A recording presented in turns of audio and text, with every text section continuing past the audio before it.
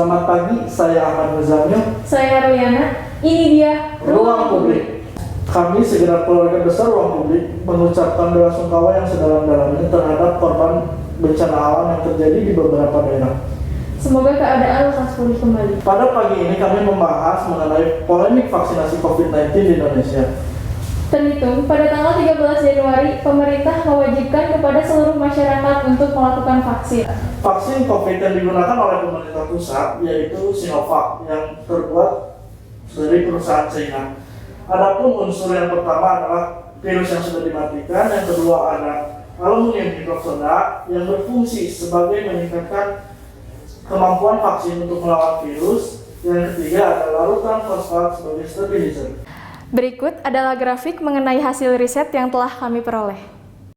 48,1% setuju dan percaya dengan adanya COVID-19, 19,8% tidak percaya dengan adanya COVID-19, dan 32,1% ragu-ragu dengan adanya COVID-19.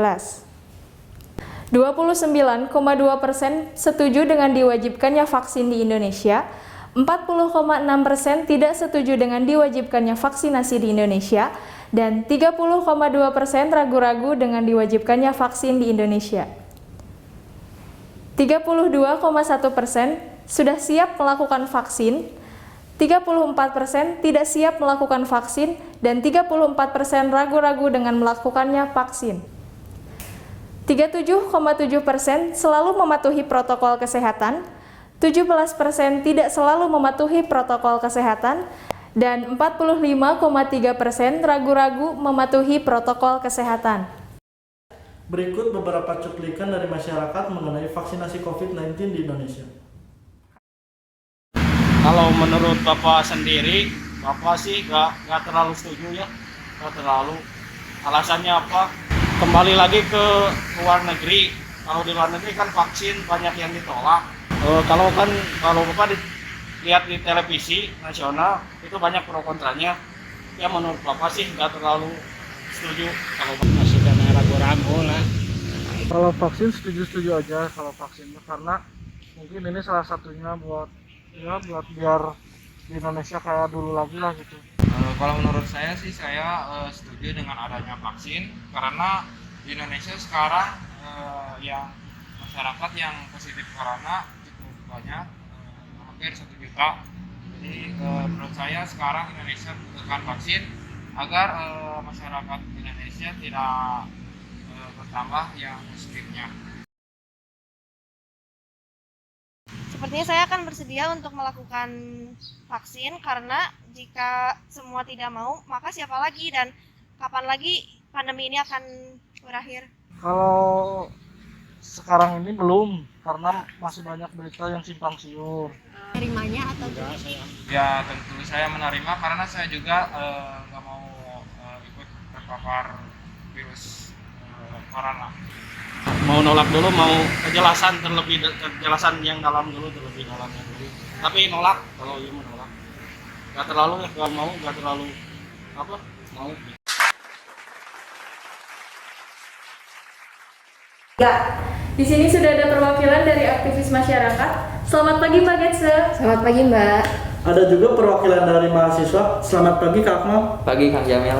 Langsung saja, bagaimana pendapat kalian mengenai vaksinasi COVID yang sedang merebak ini di Indonesia? Dan apakah kalian setuju dengan diwajibkannya vaksinasi COVID-19 ini di Indonesia? Akmal, boleh? Vaksin. Ngomongin tentang vaksin ya Kang. Nah pastinya saya sangat setuju lah dengan adanya vaksin di Indonesia. Karena seperti apa yang kita tahu nih ya, vaksin itu memiliki beberapa manfaat. Seperti satu, menurunkan tingkat kesakitan bahkan kematian akibat COVID-19. Lalu yang kedua, vaksin ini juga dapat mendorong seseorang untuk memiliki imun tubuh yang kebal gitu terhadap penyakit. Lalu yang ketiga, vaksin ini juga dapat meminimalkan dampak ekonomi dan sosial. Nah, jadi dari sini saya lihat bahwa vaksin itu sangat dibutuhkan untuk saat ini untuk memberantas penyebaran COVID-19 itu sendiri, Kang. Yang saya lihat dan yang kita lihat kan dan saya lihat juga sendiri masyarakat itu masih banyak yang ragu nih akan vaksinasi COVID-19. Bagaimana nih tanggapannya buat Kak Akmal? Silakan. Yang saya tangkap nih ya Kak, nah, jadi penyebab masyarakat yang memiliki rasa ragu untuk divaksin itu ya pastinya karena berita-berita hoax yang beredar di sosial media. Jadi intinya mah itu sih Kak, karena berita-berita bohong tersebut atau berita hoax.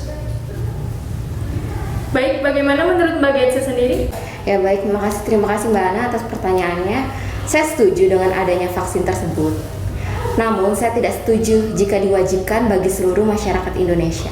Nah, mengapa Mbak Getsa ini tidak setuju buat diwajibkannya? Kan tidak ada cara lain nih selain divaksinasi ini. Gimana tanggapannya? Karena menurut saya nih ya, belum ada bukti yang akurat yang menunjukkan bahwa vaksin tersebut dapat menurunkan penyakit atau angka kematian akibat COVID-19 tersebut. Bentar Mbak, mohon maaf nih Mbak mencela pembicaraannya. Nah, Mbak tahu dari mana bahwa vaksin tersebut belum ada bukti?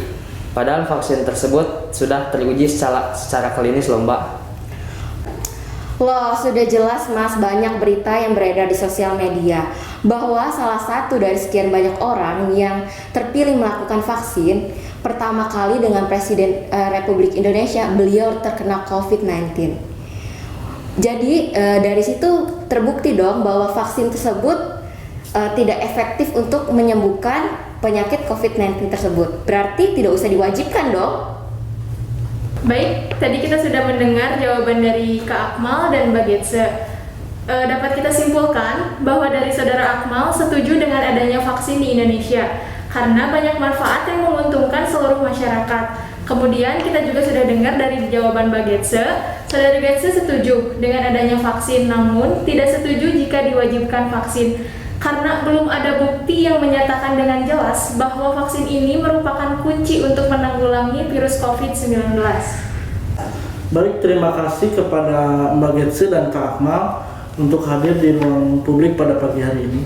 Terima kasih juga kepada penonton ruang publik yang ada di rumah. Dan jangan lupa mematuhi protokol kesehatan dan stay safe buat kalian semua yang ada di rumah. Sampai bertemu lagi di Ruang publik.